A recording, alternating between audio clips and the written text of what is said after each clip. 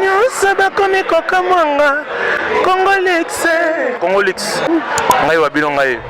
Ouais, Congolix TV. On est ensemble, c'est Bercy moi dans Chine Rambo 3e A. Leader de Kinshasa. Eshi. Congolix TV. Yes. Moto amomi moto leta kangaka yeye. Oya bomi ngane dengi. Ngokotia ye wapi mama. Na lelie. Congolix TV na lelie yeye. Congolix TV na lelie yeye. Mama kita mama kita. Na ya wana zui problème.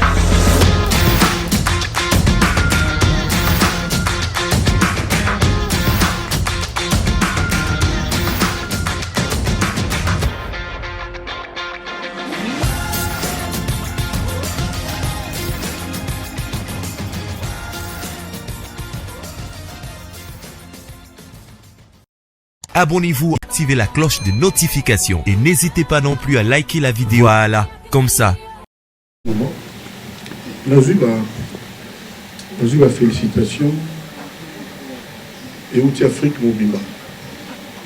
Bamboka nyuso na Angola, ba Sénégal, ba Cameroun, ba Kenya, bamboka nyuso na libanda ya Congo, ba bana sengo makasi.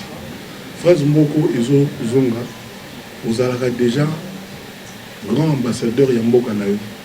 Elonde komi officiel. Pona ni balobi na ngabo parce que bamona depuis na banda carrière nanga. Bazaka na souci ya okende pa ya bapaya. Ambassadeur eni koloba muto ya représenter mboka na ye à l'étranger. Et pas bapaya. C'est-à-dire ça n'a rien à voir na makamona biso ya biso moko.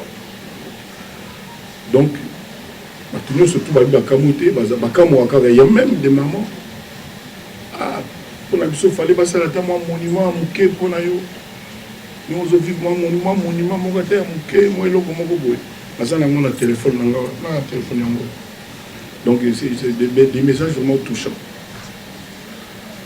na osala ndenge na osala nga bien siko loko le comme officiel et que mboka na ngai reconnaître nga officiellement. Nazeyebi que nous avons un devoir moko ya kozala siko ndenge moko boye makambo na yekola na classe momango yango yo nasalela ngo penza donc na ozalaka ngai mais na komeka kosala ngo penza o bazobe yanga déjà batu bakomeli nga et peza droit na excellence donc na kosala ngo avec excellence na komeka en tout cas na sala tué lelo na profiter na ndenge bozawa. On a 5 ans à Congolais, on a payé merci. Parce que ce chef de l'État a talé la kinga, n'a pas bureau, n'a pas conseil, c'est parce que la mboka nanga, ba na mboka ba yeba nani wana kofi nini wana sala. Na o 5 ans na batu ba tinde la ngai na Instagram nanga Kofi Olomide officiel.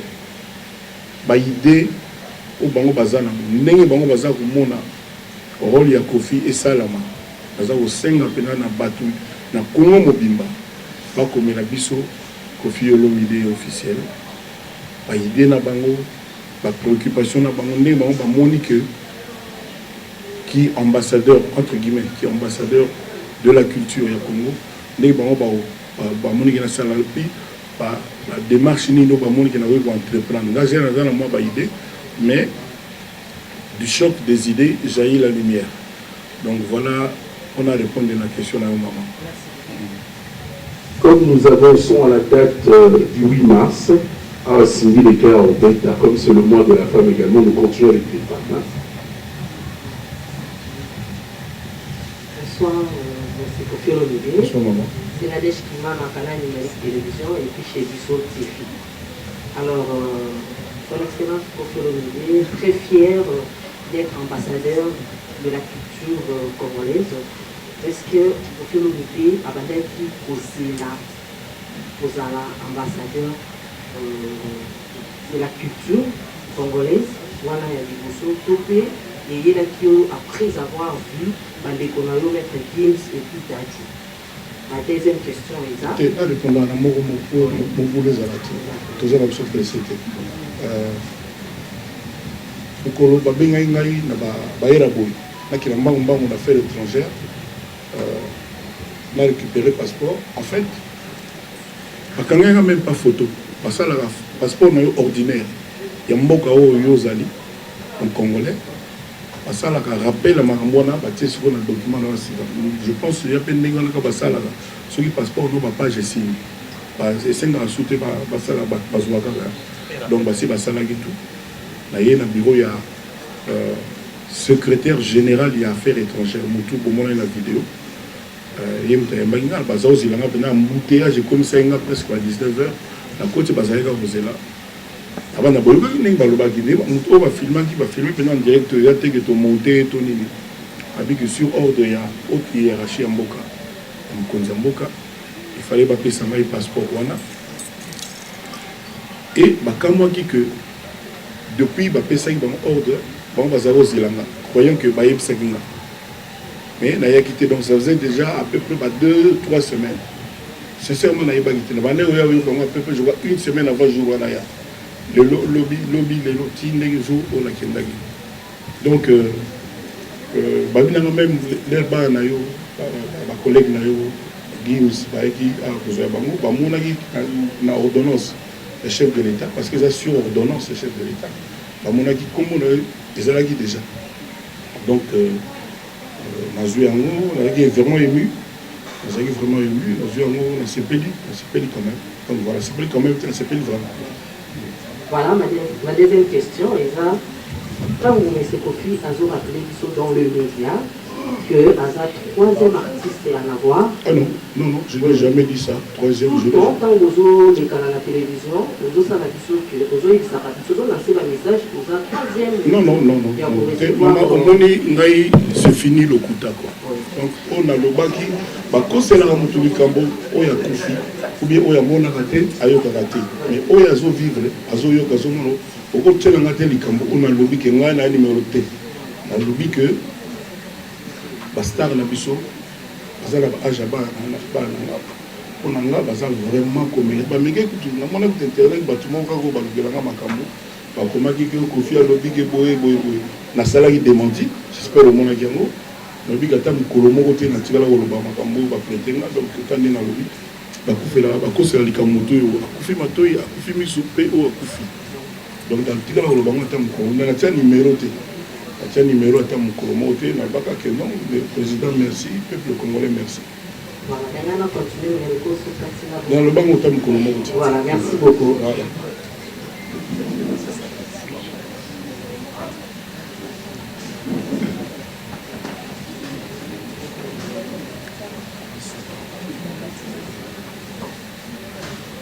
Bonsoir tout le monde, je suis Victoria Labombaski, journaliste à la télévision.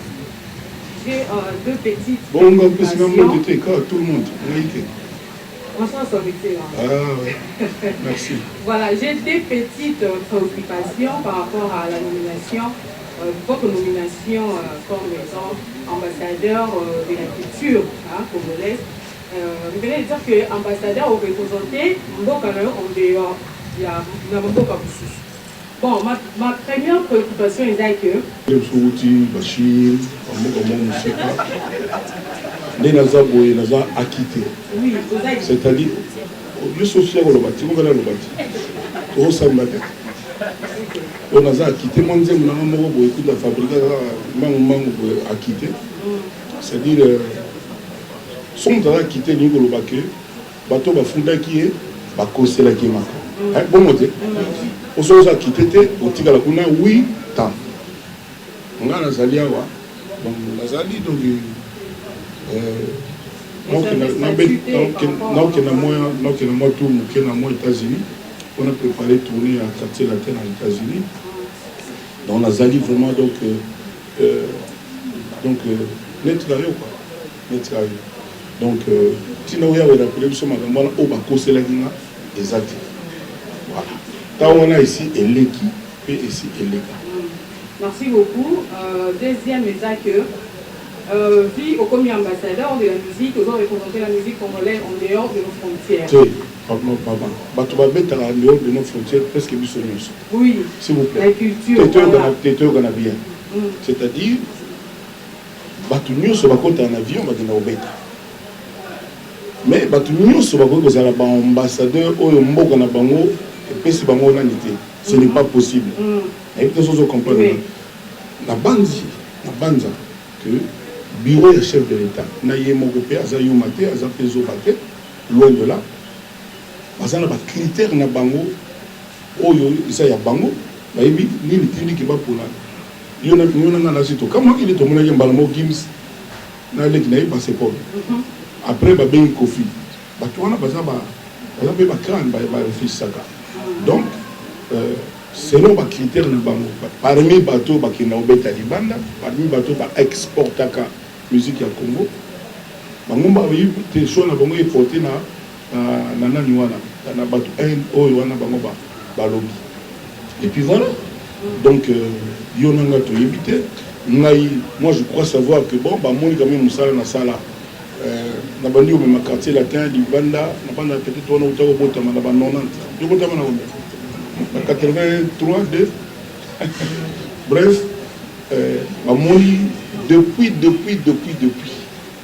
donc bamona ndenge par exemple ndombolo par exemple eza cri ya Tutu Kaloti mais eza parmi bato baexporta cri ya ndombolo ekoma na baivoirien bato ebele donc bato bavanda na chef de l'État baconseiller na ye nde badecidaki donc moi bon pour chuter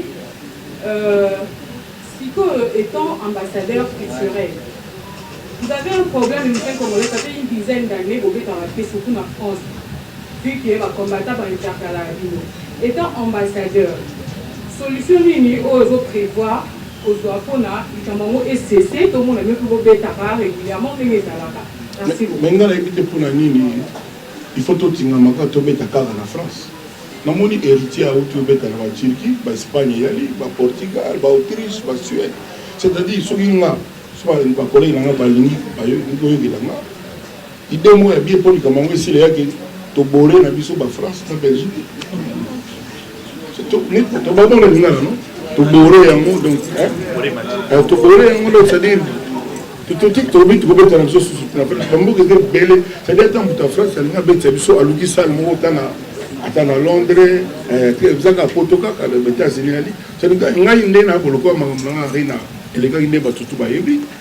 C'est fini pour nous aider à en France. Nous avons en France à 1000 fois. Donc, parce que en Afrique, tout a bêta on a bateau en Afrique. On a sala sala. Congo à travers nous, ils ont le premier mot en Afrique et bêta pekula. Moni, mais bon, il est tombé dans la période de Magamébélé, comment freiné par ma corona, par ma boyebi. Donc, on a vraiment. Ceux qui produisent en France, peut-être on a bande en avril, on a dans la Suisse. Seulement, on est dans la Suisse. On a là, on a sur la France, voilà, merci. Valentin. Bonjour l'ambassadeur. Bonjour. L'Essentiel TV. D'accord. Monsieur Kofi, est-ce que vous allez vous associer avec Dadju et Gims pour la réalisation de leur projet ou vous avez votre projet à vous?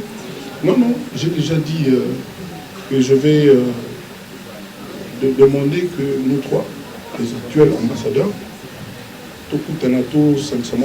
j'avais déjà dit ça quelque part, mais je vais le redire. Je le dis ici, je vais proposer qu'on se voit un peu, qu'on se parle un peu même par texto, par nini, photo, tout à l'année, comment peut-être en commun avec moi. On a une carte d'information à la Baïdé. Mais maintenant, je ne peux pas parler pour eux, pas en liberté, puis on verra bien. Aussi, dans la polémique, nous sommes dans le monde de la musique. Est-ce que vous pouvez réunir les musiciens? Oh, biso na ngeza ko réunir ba musiciens congolais imiko zalite imiko o ba pesa ki mbongo matanga de fawa imiko ya imiko ya mwana de dango on comprend ça salem imiko zali déjà ngai ba ngeza imiko nga ba ngeli que le coup ya culture ya Congo à l'étranger. Même en Nazarana Congo, la réunion est Miko Babenga Ngata. mais nazalaka babenganga te nayebibra te mpo na nini. Ok.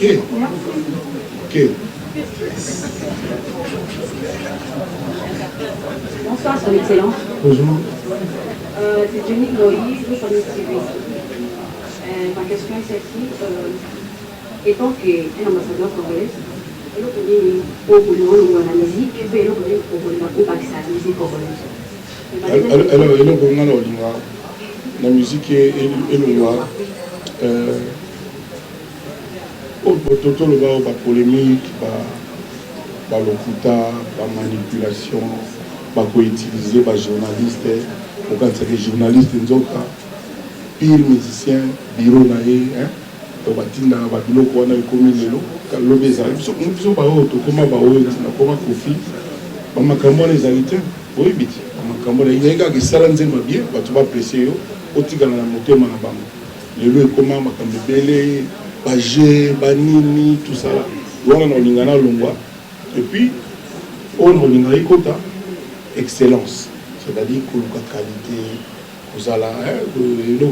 l'esprit m'a bien, musique propre, comportement propre, il y a digne, il y a bien. Donc voilà, c'est une question, voilà, c'est ça. Deuxième question, ok, parce que la nuit, tant qu'ambassadeur, on a toujours pour moi la leçon. Ah, mais il y a bitumba oyo nazala sûr te na oganye abundaka ngo te lotango na bandi etumba seke na sûr ke na okenda nango mpenza donc etina livre bon nde tolobaka c'est-à-dire nazala déjà oyo nazalaka mwa moke wana nakolinga mpena na corse yango lisusu donc na ngalisa yango lisusu donc mingi nakolobaka yango wana donc drapeau ya culture ya Congo il faut ezala mpena likolo. Mais Tony Sobo, si tu peux, ma mère, tout le monde, il fallait aussi mandam, tu mandam, d'accord. Bonsoir tout le monde, bonsoir ambassadeur. Bonsoir madame. Je suis Rachula Caramel, correcteur de la chaîne. Et je suis le chargé de communication et la transmission du Congo. On va venir trouver à Artéco, ainsi. Voilà, la question est une raison qui est d'abord le boulot. Ça, au local qui est en Palo, et tout à fait sur dans moi-même, ambassadeur culturel congolais, l'impression de les années. Et puis, il n'y a pas très longtemps, le local qui pour moi, qui est politique, c'est-à-dire pour moi, qui manque vraiment à FDC. Madame, tout ce salon on a pour la mode de Sansade qui n'a bien report tout ce salon on a après tout qu'il y a au côté plus à tes alliés tes arts pour moi tu n'as aux appréciés non non l'embelli mon ban comme on zombo le soir à 23h au diable ceux qui ont que tout n'a un conseil nani to côté ambassadeur culturel à Congo. Les autres bons ont un Kofi, mais ils ont un quadre. Ils ont un bête. Sincèrement, si vous avez un compte, ils ont un longueur aux alangaïs. Ils ont un combo à Kofi au long milieu. Le lot batulo surtout, tout ce qu'on a ici pour répondre à message de l'équipe belé. Batuaza ni sengo partout, on a solo, on a Zakari, Bababasso. Abilangaï, mon vieux. Partout dans les messages, les bandes Congo, tout le donc, on appelle ça conseil, on a ça idée, pas de profit. Mais on a évité de faire ça qui, effectivement que, donc, quelque part, on a quand même milité. Mais merci, j'étais ému, on a remercié le chef de l'État encore une fois, on a remercié le peuple Congo, on a remercié Mbokananga, Boyende Zalaka. Monsieur Banakala, artiste, il y a Congo, tu as un avantage, tu as une obligation, même l'aéroport. Moi, salon, il y a la grande les lois, moi, ambassadeur qui tire la Congo, pas vous voyez vers à côté. Continue ma question. Voilà, question de ce Koufi à Koufa. C'est la réalité. Il faut restituer les choses exactement. Bapandi sango bino wali bapandi rumeur commérage bani inélité batuna ngai est-ce que on a yo bilan il y a mon conseil na biso zo mona ngo satisfaisant dans le lobby même yé moko za satisfait on appelle na zana satisfait. Quand je dis que je ne suis pas satisfait, ça veut pas dire que c'est négatif, non. C'est énorme le bani. Moi sinon nandako le la gola mbelo soso hein et vandi penza au CPL. Le bel mbelo moi le msusu au moins bien. Mais ça c'est que ça m'a bé, ça négatif mais ça moins bien. C'est-à-dire que pour Nangai, il y a encore beaucoup à faire, il en est conscient. La preuve, il y a Zoki Ndenga la Lubaki, Talanenga Sali. Non, ça ne veut pas dire ça. Ça veut dire qu'il y a Zazo Bate, donc il dit à comprendre ce que je veux dire que même Yemoko Azana nous satisfait. Donc on en tant que Congolais, on a Congo sincèrement, on a flatté, parce que ce sont les bien que non, ils sont satisfaisants. À Kourazer Naïma beaucoup. Non, le coup de 5 ans, mais ils sont déjà satisfaisants. Vous voyez ce que je veux dire? Donc ça veut dire que nous sommes à la maman, comme vous êtes belé. Donc voilà, c'est pas parce que dans le Bible, il y a un monde qui est aligné, non. Tout va bien,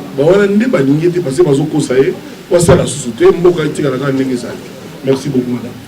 Alors, question Zali, et Zali, on a connu Kofi dans l'émission, il a beaucoup confirmé sa nationalité Azoa français. Je crois il y a 3 personnes au Bantumozoa, nomination en étant ambassadeur à quelque chose. Ils avaient 2 Français, qui est Kofi Olomide et Tadjou, au bazar français. Kofi est congolais. Je crois que Kofi va plus mélanger visa. C'est-à-dire que Kofi n'est pas très bien rapport à son visa. Maintenant, passeport aujourd'hui. Vous pensez utiliser ça quand on a Congo, en Afrique, pour normalement passeport pour traverser notre force de langue à visa. Alors vous pensez que les experts peuvent faire ça, ils ont un passeport pour les amis, on va payer par rapport à passeport. Deuxième question. Question de monsieur, précisément, posez la question dans le cours. Résumé question dans le cours. Dans mon cours, c'est-à-dire, passeport va payer en étant français. Tu vas utiliser ça. Quand on a Congo, utilité aux gens Congo, en Afrique, tu utilises pour la honneur. Bon, d'abord, on dit, sous-entendu, poser la question, je te connais. Oui, mais le nombre de musiciens congolais au Baranakisa, ça va en France, ça vous a visa. Presque tout à l'idée. La réponse à la réalité. Deuxième question, oui. Tout le monde qui maître Gims, Azoa qui maître Gims, Azoa qui même passeport aujourd'hui. Mais tout le monde à 1 heure, 2 heures, 3 heures, va poster le artiste de Béni. On a reçu la communauté, mais jusqu'à maintenant, on a artiste qui a posté passeport il y a des réseaux sociaux, des profils. Est-ce que Béni c'est aujourd'hui? L'artiste on va poster. Fazawapi, on va poster 1 heure, 2 heures, Fazawapi. Ça c'est la question. Sinon, mais ton photo, je vais dire, Baptiste va poster. Fazawapi. Fazawapi. Sikoyo, Baptiste va poster Kofité. Fazawapi. Bon, parce qu'ils sont tous les deux. Je pense que s'il vous plaît. Maman Nanga Koufa, Namona Ndambo, Namona. La Bimana Boloko, la joie félicitations presque été. Kabano Amiki Wana. Bato Yobiwana, on va poster. Féliciter pété, ça n'avait pas rien. La même ça va pas ce qui va condamner Kofité. On est au camp. Que Bango on a pu pas poster passeport à Kofité. On a des cours comme ça. Je pense que bisous tout aller avoir. Toi on a besoin d'explications, c'est la sorte de c'était pour te comprendre. C'est tout. Au moins tant qu'on appelle ça qui games na Dadjou. Tout le monde porte parole l'orchestre Mogota Bima. Que excusez-moi pardon. Là on y appelle la moelle les c'est-à-dire en fait Gims na Dadjou vraiment kolo kumisama bana chance bavanda na bango na kisasa te batala na bango émission kabana te batala na bango ba main libre oto wana ngo ati tout bien ngo ba main libre na saleli yango donc moi ce qu'on a fait là awa atabino mo na osala nini donc mais sur tel bien bato ba na pe na France ba gradure ba nino ba buba ba collègue ba dit ba faire poster te ba game school mais ba poster ba fa po ana menga ndena bo naza benga nino benga tiwa savage benga ba ta braza ba roga ba Abidjan ba tout ba pétir ba benga sauf avec ça c'est normal maman n'a pas kufa n'a même pas mes condoléances sauf Adolphe Tata ça va Adolphe Tata ça c'est un grand monsieur donc là on comme à 4 les athées na bato nyonso bakomi kokamwanga Congolix ngai wabino ngai ouais Congolix TV on est ensemble c'est Bercy moi na Chine Rambo 3e A leader de Kinshasa Eshi Congolix TV yes moto abomi moto letakangaka yeye oyo abominga nendengi makotia ye wapi mama nalelie Congolix TV nalelie yeye Congolix TV nalelie yeye mama kita mama kita ngaya wana zwi problème.